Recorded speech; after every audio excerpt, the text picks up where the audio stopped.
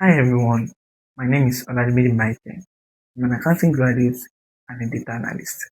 So on today's episode, we want to be discussing if that thing that you have for your mind that you want to purchase next, thinking it is an asset. Is it really an asset or a disguised liability? That is all about today's class, and I'm going to be using this model to explain that. So according to the dictionary, we all know that asset is anything, a business, an investment, a property that has an economic or monetary value and has the ability to uh, generate income. So now, I believe that an asset should be able to increase your income or reduce your expenses. If the asset is not going to do any of those two, I don't think you are to consider that particular thing as an asset. So for today's episode, we're going to be using Mr. A as the subject matter. So this Mr. A is a net 5 worker in Lagos State. He spent about 1,000 naira on a daily basis to his workplace. He spent 1,000 naira on a daily basis to his workplace. So which means we have about 22 working days in a month. He spent on a monthly basis, spent about 22,000 naira as expenses. I mean, as transportation expenses.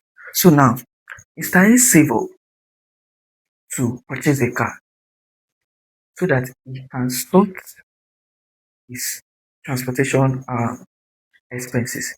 So now after Mr. A got the car, now he spent nothing less than 1,500 naira on fuel on a daily basis to his workplace to fill up his car to get to his workplace. He spent about 1,500 naira. And don't forget, you have about 22 working days in a month. So 1,005 times 22. Okay, that's about 33,000 naira, right? So on a monthly basis now, spend 33,000 naira. So this is the implication. We said it earlier that assets must either generate income, that means it must increase your income or reduce your expenses. So now, before Mr. A has 22,000 in his expenses on his expenses list as his transportation expenses. So now, after purchasing the asset, which is motor car, that asset which is motor car, you see, his asset portfolio is going to increase with the value of this car, right? So now, in the first month, the expenses has increased with about 11,000 naira without any counterpart in the income portfolio. He's still earning the same amount that is earning before, but his expenses has increased with about 11,000 naira. So now, the implication is that Mr. A has to seek for funds to sort that 11,000 naira. To peradventure, if his income, there is no excess income in the first place, probably his income is equal to his expenses before he purchased the car. Now, he need to seek for external fund, which means he's going to take a loan of 11,000 naira in the first month. And that means his liability is meant to increase to go up with about 11,000 naira in just 1 month. Don't forget, Mr. A purchased the motor vehicle thinking that it's an asset, it's going to add to his value. Now, with the implication now, Mr. A has, has ended up spending additional 11,000 naira on transportation. Now, his liability has increases with 11,000 naira.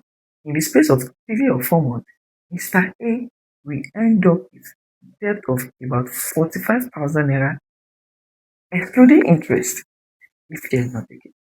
So now I'm pushing into you. Is that motor vehicle an asset to Mr. A or not? That's all about this model is either the asset increase your income or reduces your expenses. If it does not reduces your expenses, then I don't think you should call it an asset. Okay, you can argue with me that there are some assets that they are not going to generate the income immediately, probably in the future, in the next 2 or 3 years. So now, here's the implication about them. Let's take Mr. B as the subject, as the second subject matter for the sake of the second explanation to Mr. B. Mr. B purchased a land of about 20,000 naira in 2020, right?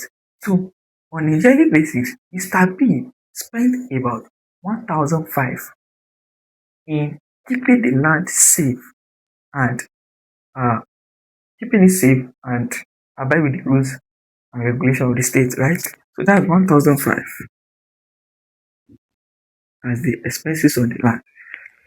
If Mr. B wants to sell the land in 2026, that means 2020, 2021, 2022, 2023, 2024, 2025, that's about 5 years, right?